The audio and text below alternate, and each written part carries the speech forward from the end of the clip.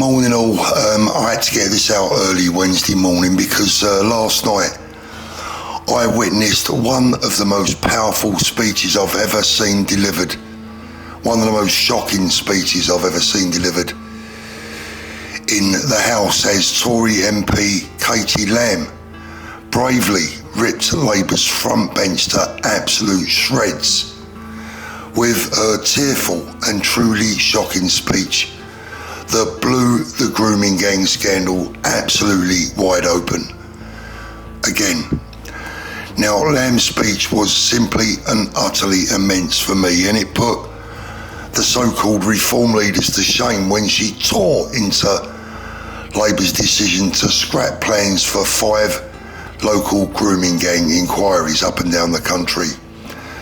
A grim and smug-faced Labour front bench sat there squirming in silence as Lamb revealed just some of the horrors of what our girls have been put through, whilst being deserted by local authorities and worse still by the police.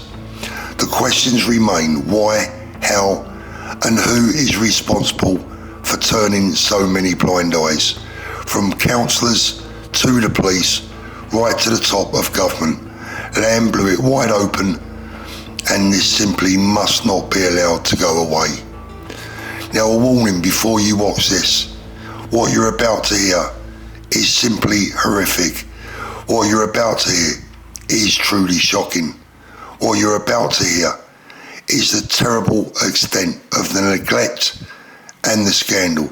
There's a lot to take in, but please absorb every single word carefully, and then, just as importantly, please make sure you share this video. Katie Lamb's message must be seen by every single person in the United Kingdom. Thank you, Mr. Speaker, and I thank the Minister for advance sight of her statement.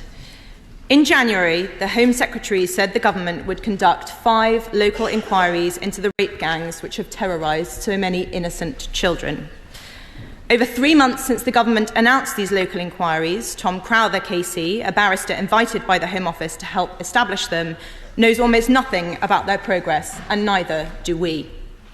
Why is the framework for local inquiries now being led by ministers rather than by independent voices such as Tom Crowther? Why is the £5 million set aside for inquiries no longer being allocated but instead delivered on an opt-in basis? And what does the government intend to do about local leaders who say there is no need for an independent inquiry, like in Bradford or in Wales? The girls we are talking about, Mr. Speaker, are predominantly white. The men who preyed on them were predominantly Muslim, generally either from Pakistan or of Pakistani heritage. One of the victims from Dewsbury was told by her rapist, I quote, "We're here to fuck all the white girls and fuck the government." Will the Minister accept that, in many cases, these crimes were racially and religiously aggravated?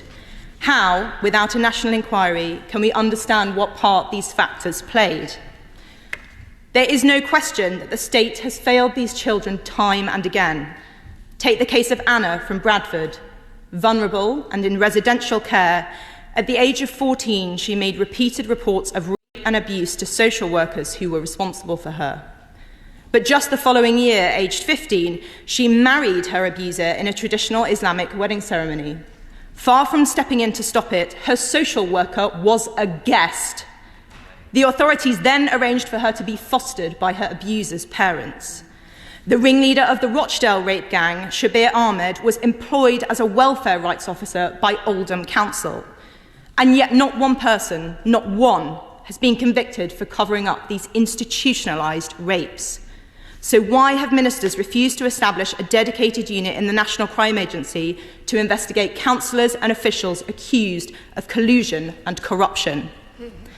And I am sorry to say that that unit, Mr. Speaker, must also investigate police officers. In one case, the father of an abuse victim in Rotherham was arrested by South Yorkshire Police when he attempted to rescue his daughter from her abusers. He was detained twice in one night, while on the very same evening, his daughter was repeatedly assaulted and abused by a gang of men. It is clear these criminals were unafraid of law enforcement. In Kirklees, Judge Marson said, "You were seen with your victim on at least 3 occasions by the police. None of that deterred you, and you continued to rape her. How, without a national inquiry, can we know how and why these monsters enjoyed effective immunity for so long, and how can we be sure it will not happen again?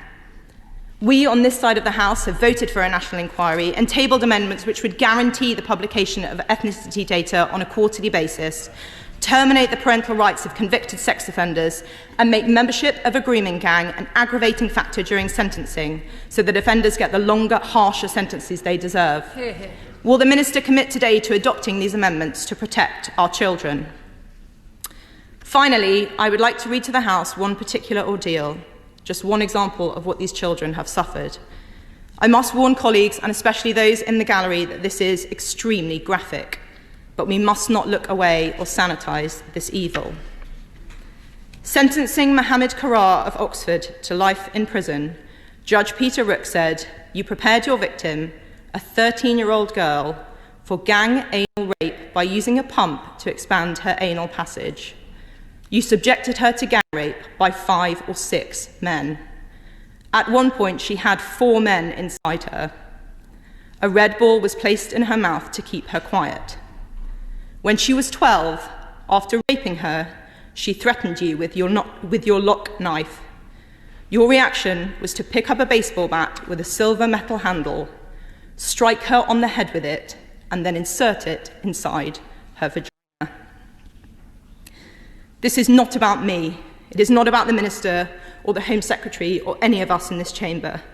It is about them, little girls up and down our country whose brutal and repeated rapes were permitted and hidden by those in the British state whose job was to protect them. They deserve justice.